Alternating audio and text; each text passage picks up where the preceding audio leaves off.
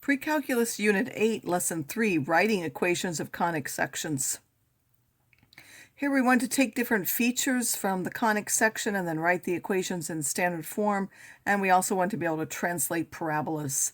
So I'll remind you of all the different features. For a circle, we have with center hk and the radius r, we have x minus h squared plus y minus k squared is equal to r squared. That can be viewed as taking the parent x squared plus y squared equals r squared and going h left or right and k up or down for the center of the circle. We also have the general form for that. If you divide the a and c out, because they're the same, you would get new constants equal to 0. So how would we write an equation for each described circle? We have a center and a radius. You simply subtract the x value for the x and squared, and then you do the same for the y, and then that's the radius squared. If you take this circle and you want to translate that left 12 and up 5, you go left by adding 12 inside and subtracting 5 for the y. And then here we have a circle which is shown. You simply need to read the center off of there, minus 2, 1, and the radius 1, 2, 3. So that's given by x plus 2 quantity squared plus the quantity y minus 1 squared is equal to 9. We know that parabolas, their standard form could be y minus k is equal to a times x minus h squared, or x minus h equals a times y minus k squared. That's not a function, that one, that's turned this way. The vertex is hk. The distance from the vertex to the focus is c, which is 1 over 4 times the absolute value of a. Remember that the focus is always inside the parabola, and the vertex is always halfway between the focus and the directrix. So it says, write the equation of a parabola that has this vertex, 3, negative 1, an x-intercept of 1, and it opens left, give the focus and the directrix. So because it opens right and left, we know that it's an x equation. The ones that open up and down are the ones with y by itself. So we have x minus 3 is equal to a times y plus 1 squared. And then we have a point on that. The x-intercept is when y is 0, so that's the point 1, 0. If we substitute that into the equation, we'd get a as minus 2, so this is the equation. Now if we want the focus in the directrix, we have to find the value of c, which will become 1/8.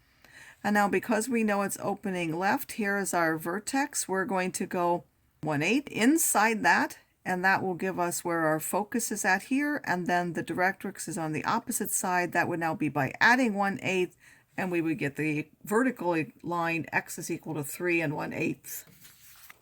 For ellipses, have a standard form where it's like a circle, but each one is divided by something squared. So this is divided by a squared, this is divided by b squared, and that will be equal to 1. Where in this case, the a is the larger number. So when the larger number is associated with x, that means that it is this way. The major one is horizontal. And when the larger one is associated with y, that means your ellipse goes this way. In this case, c, which is the distance of the focus from the center, we have c squared is equal to the larger one squared minus the smaller one squared. So if we want to write an equation of ellipse in standard form with the center as the origin, and then it has this foci and this covertex, well, first of all, we know that it has to be a horizontal because it's at 0, and we went out horizontally for the focus and for the vertex. So we know that a will be associated with the x. We have the distance to the focus is 1, and the difference to each covertex is 2. So we still need to find how far it is to each vertex. We have c squared equals a squared minus b squared. So a squared is equal to c squared plus b squared, which is now 5. So c is the square root of 5. And we would go out this way the square root of 5, and this way the square root of 5. So the vertices would be plus or minus the square root of 5, 0. And the equation would be x squared over 5 plus y squared over 4, this being a squared, and this is b squared, equal to 1. If we now want to translate to a center of minus 4, 3, we would now take and subtract a minus 4 from this, which would give a plus 4, and subtract a 3 from this one, which would give y minus 3 squared equals to 1. The foci now, you're going to translate each of the ones you had here by going 4, subtracting 4 from each of those, so that would give you -5 and -3 with the same value of y. The same would be true for the co-vertices. That's now you're going to change that by the y value, so you would add 3 to each of those. I put it in the front, but it would be plus or minus 2 plus 3, either way you wrote that, which would now give 1 and 5. And then the vertices, again, are going to be affected only by the shift in the x, because this is a horizontal here. We would take the -4 plus or minus that square root of 5 to get these two vertices. It will work similarly for the hyperbola. I'll remind you that for the hyperbola, a is always the first one, not necessarily the larger one like it is for the ellipse. This is if it opens right and left. The main one is with the a. When the first one is the y, that opens up and down. The focus again is c units away from the center, and for that it has c squared is equal to a squared plus b squared.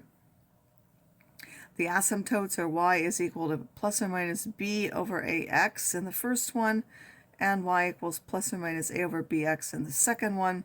And this is really for when the center is 0, 0. You have to translate them otherwise. So find the equation of a hyperbola with a equals c and c is equal to 9. C squared is equal to a squared plus b squared. So we find the value of b is the square root of 32. Since we haven't been told the center, we can choose any. We'll pick the equation because it says that we just need to have these two things. We'll pick the origin, and that would give us this equation, because whatever a is must be associated with the first one, because we know it's opening left and right. That has to be associated with x, and the other one with y.